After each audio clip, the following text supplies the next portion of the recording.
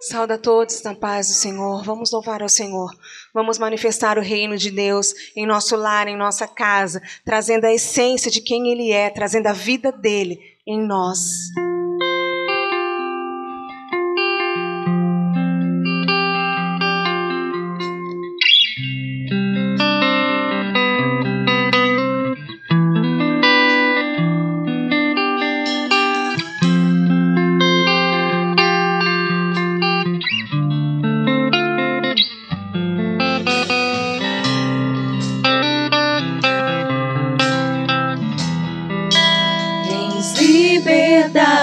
Aqui, Espírito de Deus, Espírito de Deus, tens liberdade aqui, Espírito Santo, Espírito Santo, tens liberdade aqui, Espírito de Deus, Espírito de Deus, tens liberdade aqui, Espírito Santo, Espírito Santo. Eu sou tua casa, tua morada, eu sou teu lar. Mude as coisas de lugar, eu sou tua casa, tua morada, eu sou teu lar. Mude as coisas de lugar.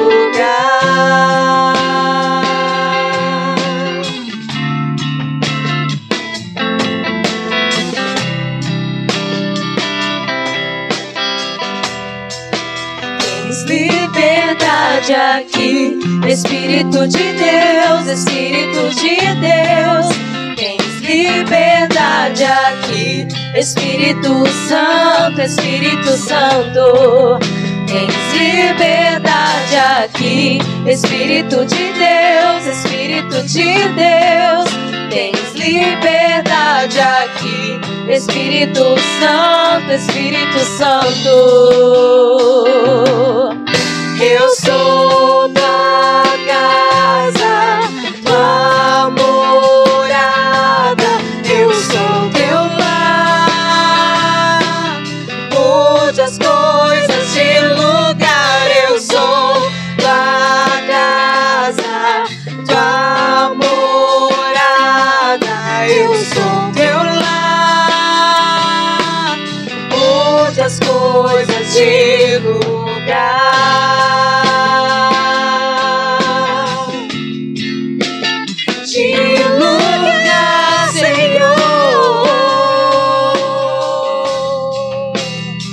O teu perdão é completo, o teu perdão é completo. Ele sara minha alma, ele sara minha alma. O teu perdão é completo, o teu perdão é completo. Ele sara minha alma, ele sara minha alma. Eu sou tua casa, tua morada, eu sou teu lar. Mude as coisas de lugar, eu sou tua casa, tua morada, eu sou teu lar.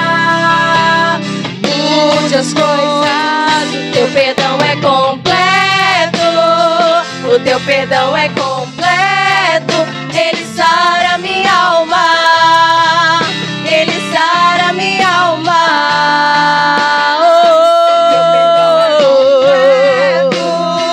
O teu perdão é completo, ele sara minha alma, ele sara minha alma.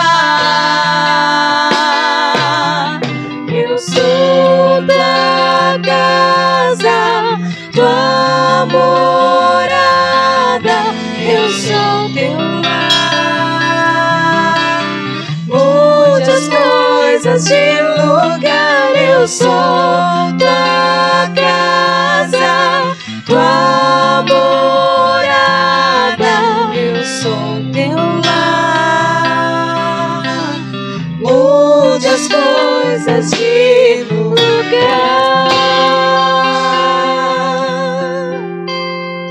Vem mudando, ó Deus, tudo que está em nós. Vem movendo, Senhor, em nossos corações, trazendo a clareza daquilo que o Senhor tem feito nesses dias, daquilo que o Senhor quer, ó Pai de nós. E que verdadeiramente possamos erguer a nossa voz e declarar, ó Deus, a santidade do Teu nome, porque em todo tempo o Senhor tem sido bom conosco, porque em todo tempo o Senhor tem feito maravilhas, o Senhor tem nos livrado, o Senhor tem nos guardado, ó Pai. Em todo tempo Tu estás conosco, ó Deus.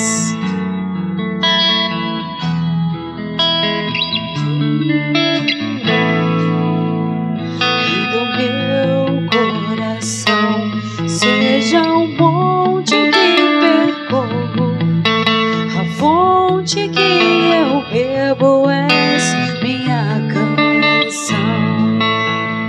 Rei do meu coração, seja o meu esconderijo, refúgio que preciso és minha canção.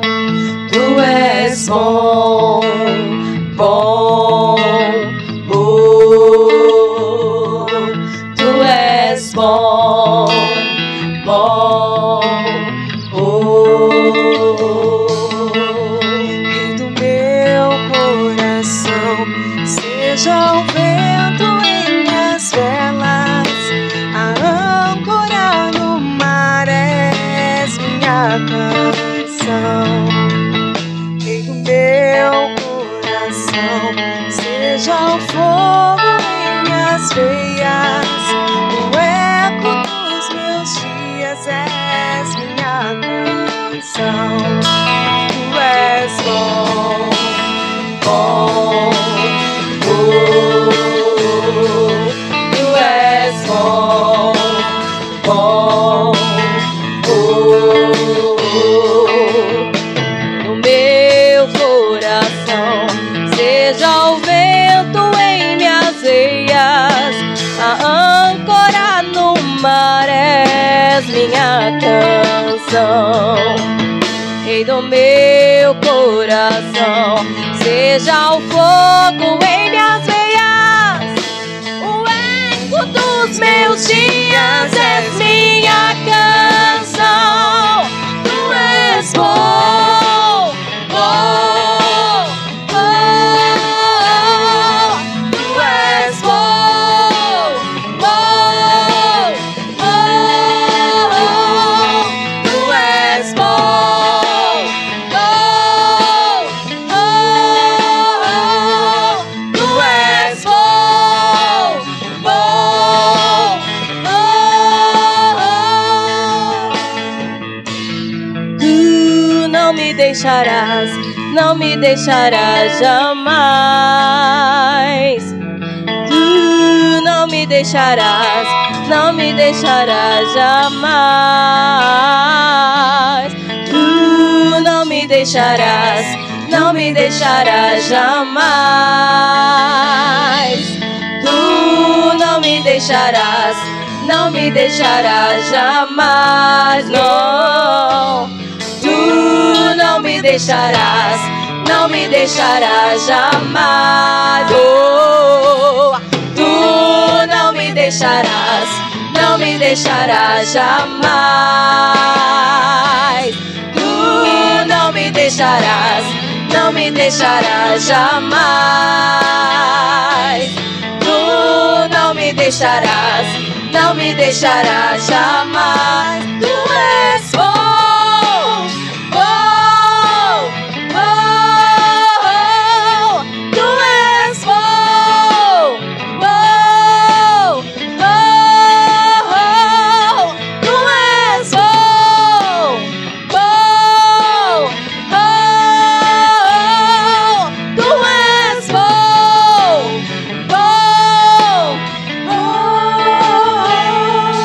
Tu és bom.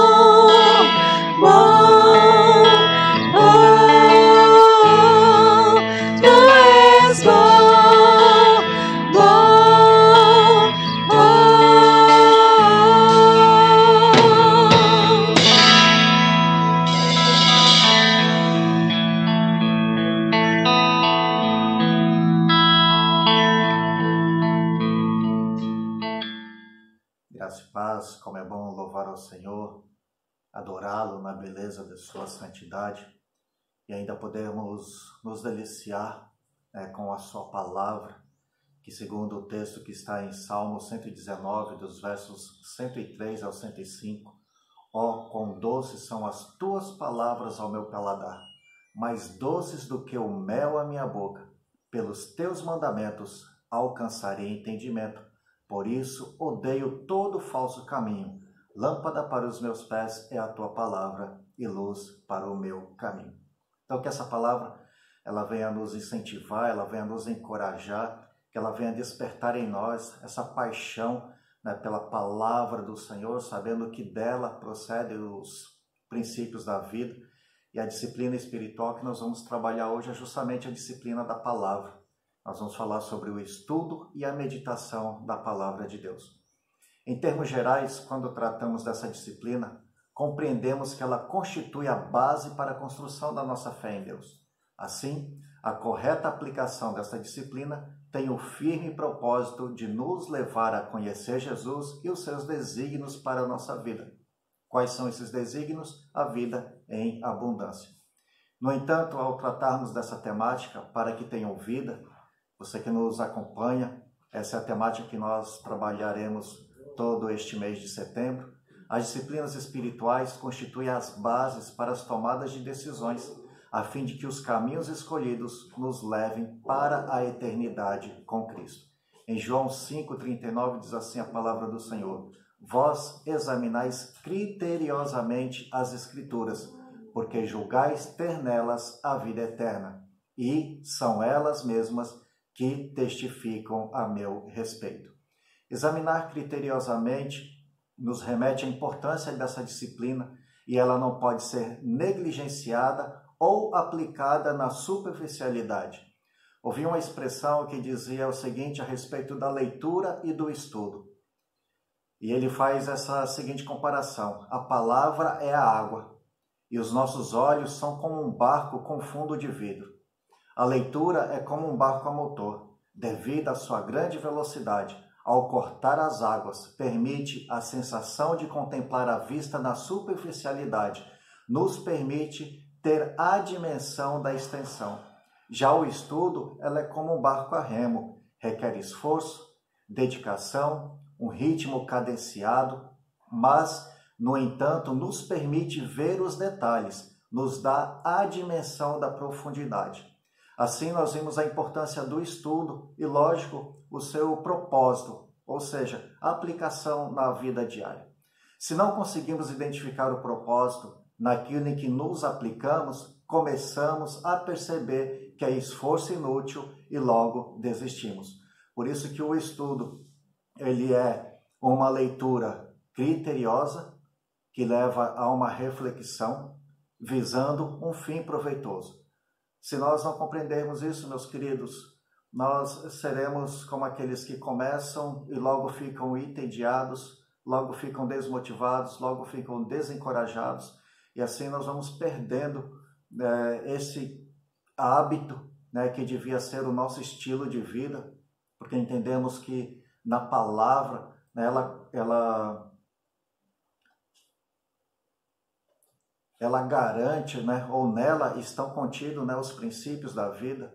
E se nós não conhecemos a palavra de Deus, nós não conhecemos o próprio Deus e, consequentemente, seu propósito para as nossas vidas. Visto que para nós cristãos não interessa o estudo apenas da Bíblia. Por mais detalhado que seja, este estudo ele deve nos apontar um encontro com Jesus. Não apenas um conhecimento nominal a respeito de quem é Jesus, mas nos levar a conhecê-lo e termos uma experiência com ele. E a esse propósito de metodologia ou disciplina, nós podemos chamar de meditação cristã. E o que é essa meditação cristã? É uma forma estruturada de nos comunicar e aprender as revelações de Deus. A revelação, em suma, inclui estudo, reflexão e aplicação. A meditação cristã é um processo em que, de forma propositada, a pessoa se concentra num pensamento específico, como uma passagem bíblica, reflete sobre o seu significado no contexto do amor de Deus. A meditação cristã pretende aprimorar a nossa relação com Deus. E assim vou dar um panorama como que se dá a prática dessa disciplina. Eu vou tratá-la em 3 níveis. O primeiro nível é a compreensão, o segundo nível é a apreensão e o terceiro nível é a aplicação. E para exemplificar, nós faremos a construção por imagens. E aprender por imagens é o primeiro mecanismo, né, de aprendizado infantil. Ensinamos os nossos filhos contando histórias e eles vão construindo, né, essas imagens nas suas mentes. E sabemos que o nosso cérebro ele tem muito mais facilidade de guardar imagens do que textos. E hoje também nós vivemos numa sociedade imagética, ou seja, principalmente quem aí está muito ligado, né, às coisas da informática, das redes sociais, principalmente a Instagram, que em sua maioria são imagens, né, e as imagens elas dizem muito a respeito, né, da pessoa, dos seus hábitos, né, dos seus costumes, do seu comportamento, da sua personalidade. E nós vamos também aprendendo a fazer leituras a partir dessas imagens. E o primeiro nível ele é o da compreensão. E a compreensão ela é o mergulho que fazemos no texto. Como eu dei o exemplo, né, do barco, nós estamos num barco, então imagine, você num barco com fundo de vidro, você está remando e contemplando, né, o que está acontecendo ali no fundo do mar. Mas só que você ainda o vê na superficialidade. E a compreensão é justamente esse mergulho que nós fazemos no texto. É quando nós pulamos do barco e nós passamos a nadar com os peixes. Ou seja, nós saímos de um contexto e mergulhamos em outro, né? Saímos de um mundo e mergulhamos no outro. E as bases para a compreensão deste novo mundo, né, ou desse novo ambiente, nós precisamos saber respeitar, né, todo esse contexto. E assim nós precisamos nos adaptar ao espaço, à geografia, ao cenário, como os seres se relacionam, como os seres se comportam, como é o código de comunicação dessas pessoas. No caso aqui, estamos falando dos peixes, né? Quando nós mergulhamos neste mundo, né, ficamos maravilhados, né, com as cores, com o comportamento, né, dos animais, as plantas, tudo que tem no fundo do oceano. Então, esse primeiro contato, né, o contato da compreensão, ela tem o caráter analítico e informativo, ou seja, eu vejo e colho informações. Então, eu procuro entender, né, quem são, como se relacionam, como se comunicam, como se comportam. Ver, conhecer e respeitar o contexto, ele é imprescindível para que nós resistamos ao julgamento. Então, quando nós lemos a palavra de Deus, né, quando estudamos a palavra de Deus, que é o que nos interessa nessa disciplina, nós precisamos, irmãos e irmãs, ter essa compreensão de que o texto ele foi escrito numa determinada época, para um determinado povo que vivia num determinado contexto, tinha uma determinada cultura, tinha um determinado código de comunicação. Então, decifrar tudo isso é justamente esse processo de compreensão, sem fazer os julgamentos, procurando apenas entender, né, como todo esse processo ele se desenvolve. E a partir daí, nós buscamos a apreensão do texto, que é aquele momento, né, em que voltamos para o barco. Primeiro, maravilhados pela experiência do mergulho. E segundo, começamos a fazer uma análise, né, e para isso aplicamos recursos e ferramentas, como por exemplo, aí nos estudos, né, podemos usar concordâncias bíblicas, chaves bíblicas, dicionários bíblicos, autores que fazem, né, estudos exegéticos, também nos sites nós temos aí estudos a respeito, né, de ou temas ou de passagens bíblicas, e a grande questão é que nós devemos fazer aí um devido filtro, né, para que nós possamos analisar as fontes, né, de onde vêm essas informações, para saber se é uma fonte confiável, né, para que nós não sejamos pegos, né, em engodos. E lá na frente nós vamos falar um pouco a respeito disso. Então, nesse ponto em que nós retornamos, né, para o barco, ou seja, mergulhamos no texto, fazemos aí toda essa analogia do texto e voltamos para a nossa realidade, a fim de que possamos compreender o que esse texto ele tem para que eu possa aplicar na minha vida. Então, neste ponto em que nós voltamos o texto, nós subimos aí de novo no nosso barco, nós pensamos se devemos ou não trazer o peixe para o barco, ou seja, se nós devemos ou não trazer aquele contexto para a nossa realidade.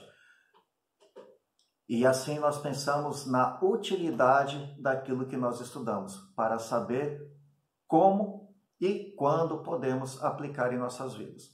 Em 2 Timóteo 3,16 diz assim: toda a escritura divinamente inspirada é proveitosa para ensinar, para redarguir, para corrigir, para instruir em justiça. Ou seja, a palavra de Deus, ela tem um propósito, ela tem um fim proveitoso. E o que nós absorvemos da palavra de Deus é justamente o querigma, a mensagem, usando o contexto, usando o acontecimento no passado, mas fazendo a devida filtragem para que nós possamos aplicar nos dias de hoje. Porque se fizermos isso de uma forma literal, nós vamos perceber que nem sempre, né, o texto ele vai achar, né, respaldo nos nossos dias. E lá na frente a gente também vai ver um pouquinho sobre isso. E justamente chegamos ao ponto, né, principal, que é a aplicação. Ou seja, quando trazemos o peixe para o barco, o que nós devemos fazer com esse peixe? Quando lemos o texto bíblico, nós estudamos, compreendemos o texto, contextualizamos o texto, e agora, como aplicá-lo no nosso viver diário? E aí eu faço de novo a referência ao peixe, né? Nós mergulhamos junto com os peixes, depois voltamos para a superfície, fazemos aí as análises de tudo aquilo que nós vimos lá no fundo do mar, e então nós somos chamados a uma tomada de decisão, se nós vamos trazer o peixe para o nosso barco ou não. Mas para fazermos isso, nós precisamos também ter critérios. O primeiro critério é: se eu quero que o peixe, ele, mesmo fora do seu contexto, do seu habitat, ele viva. Então, se queremos o peixe vivo, pelo fato de compreendermos o seu contexto, o colocamos em um tanque com água. Isto é o suficiente? Não somente colocá-lo na água, mas saber se a água é doce ou salgada. Dependendo do tamanho de peixe, quantos litros de água são necessários para que o peixe ele sobreviva, níveis de oxigênio, temperatura, porque se nós não observarmos esses pontos, o peixe morrerá. E justamente a compreensão ela nos ajuda nesse ponto, trazemos o texto para o nosso contexto sem assassinarmos o texto, sem que o texto ele perca a sua validade ou a sua essência. Mas também, se nós queremos o peixe frito, mesmo assim, precisamos de um tanque com gelo, para preservar a sua essência. Caso contrário, o peixe estragará e também não terá proveito algum. Ou seja, o que nós queremos com o texto que nós estudamos? Qual é o propósito, qual é o objetivo de nós estudarmos o texto? Ele tem que ter um propósito, ele tem que ter uma aplicação prática em nossas vidas. E independente da aplicação prática que o texto ele deve ter nas nossas vidas, em tudo, o que nós precisamos fazer é respeitar a essência do texto, para que nós não corrompamos o ensinamento que o texto tem para nós. Aprender é trazer o texto para o nosso contexto, porém respeitando a sua essência, pois texto fora de contexto é pretexto para heresia. E falando em peixe, tem um outro exemplo, para essa aplicação, né, da compreensão, apreensão e aplicação. Os nadadores profissionais, aí os campeões olímpicos, né, os trajes que eles usam nas competições são trajes baseados, né, numa tecnologia em que eles usam como referência a pele do tubarão. Então, o que eles fazem? Vem o comportamento do tubarão, né, como ele nada, todo o aparato, né, que o tubarão tem para que ele tenha agilidade e velocidade no mar. E o que eles fazem? Analisam o tubarão, né,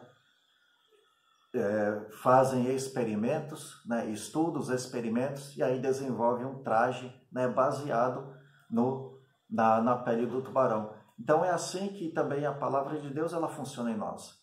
Nós analisamos o texto, compreendemos o texto, buscamos, né, que aplicação nesse texto ele vai ter para o nosso viver diário e assim trazê-lo, né, para o nosso contexto e com isso ter uma utilidade prática.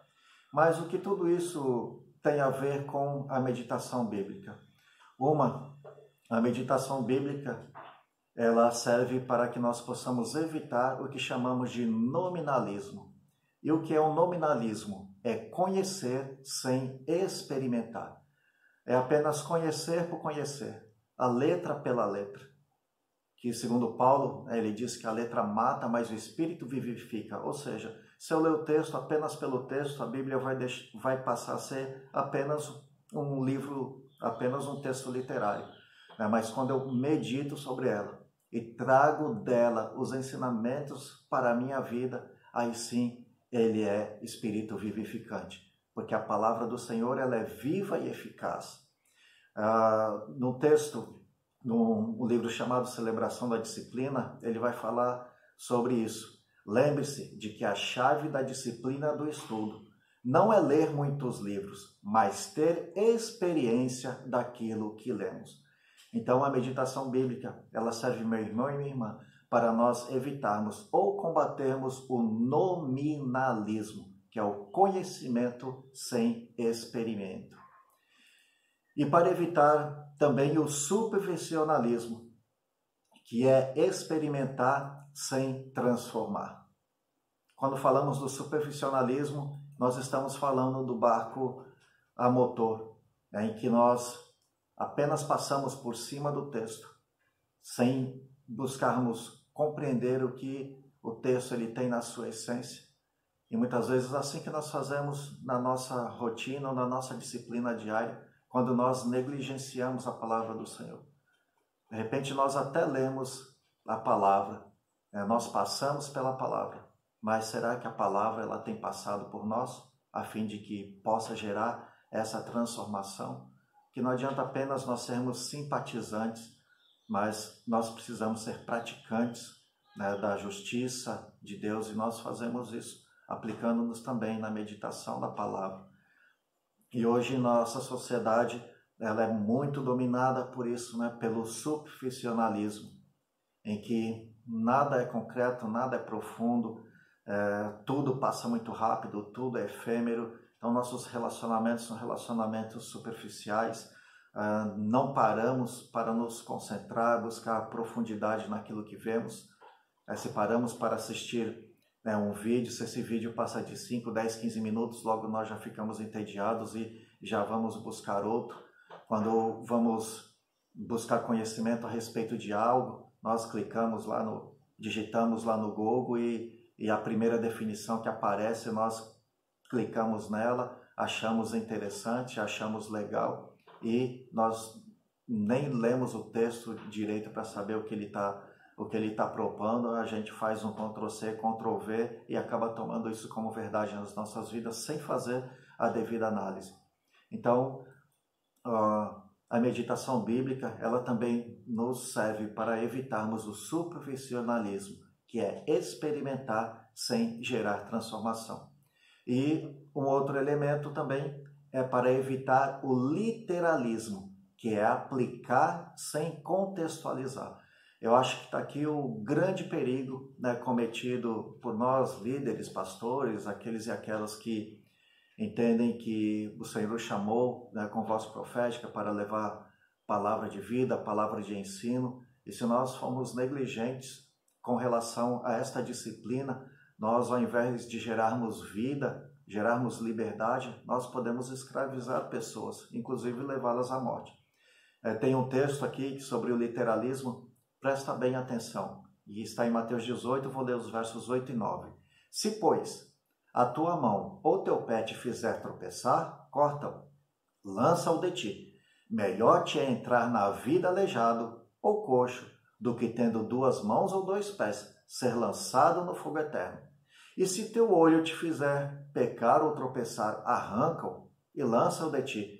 Melhor te é entrar na vida com um só olho, do que tendo 2 olhos, ser lançado no inferno de fogo. Agora imagine nós pegarmos esse texto sem fazer a devida contextualização e nós ministrarmos na vida de uma pessoa. E de repente ela compreender que ela está em pecado. E essa pessoa vai lá, se ela cobiçou lá com os olhos, ela vai enfiar, né, uma faca ou um ferro e sangra, né, e vaza os seus olhos para poder entrar no reino de Deus. Então percebam, irmãos e irmãs, o perigo, né, que é fazermos essa aplicação, né, literal da palavra sem fazer a devida contextualização, sem saber qual é o ensino, né, que esse texto ele está trazendo. Então, afinal, o porquê ou para que nós devemos aplicar ou devemos nos aplicar, né, no conhecimento, na busca e na prática dessa disciplina, para que possamos conhecer os desígnios de Deus. E Jesus, assim, levantou os seus olhos ao céu e disse: Pai, é chegada a hora, glorifica o teu Filho, para que também o teu Filho te glorifique a ti. Assim como se lhe deste poder sobre toda a carne, para que dê a vida eterna a todos quantos lhe deste. E a vida eterna é essa, que te conheçam a ti, como único e verdadeiro Deus, e a Jesus Cristo a quem enviaste. Eu glorifiquei-te na terra, tendo consumado a obra que me deste a fazer. E agora glorifica-me tu, ó Pai, junto de ti mesmo, com aquela glória que tinha contigo antes que o mundo existisse. Manifestei o teu nome aos homens, que do mundo me deste, eram teus e tu me deste, e guardaram a tua palavra. Agora já têm conhecido tudo quanto me deste provém de ti, porque lhes dei as palavras que tu me deste, e eles receberam e têm verdadeiramente conhecido que saí de ti, e creram que tu me enviaste. Esse texto está lá no Evangelho de João, capítulo 17. Para que devemos nos aplicar também à disciplina da palavra, para sermos habilitados para toda boa obra. Tu, pois, filho meu, fortifica-te na graça que há em Jesus Cristo. E o que de mim, entre muitas testemunhas, ouvistes, confia-o a homens fiéis, que sejam idôneos e também ensinem a outros. Traze estas coisas à memória, ordenando-lhes diante do Senhor, que não tenham contendas de palavras, para que nada aproveitem, e são para a perversão dos ouvintes. Procura apresentar-te a Deus aprovado, como obreiro que não tem do que se envergonhar, que maneja bem a palavra da verdade. Esse texto está em 2 Timóteo, capítulo 2. Um outro texto, Efésios 4, 12 a 14. Querendo o aperfeiçoamento dos santos para a obra do ministério, para a edificação do corpo de Cristo, até que todos cheguemos à unidade da fé, ao conhecimento do Filho de Deus, a homem perfeito, à medida da estatura completa de Cristo, para que não sejamos mais meninos inconstantes, levados em roda por todo o vento de doutrina, pelo engano dos homens, que com astúcia enganam fraudulosamente. Conheceis a verdade vos libertará.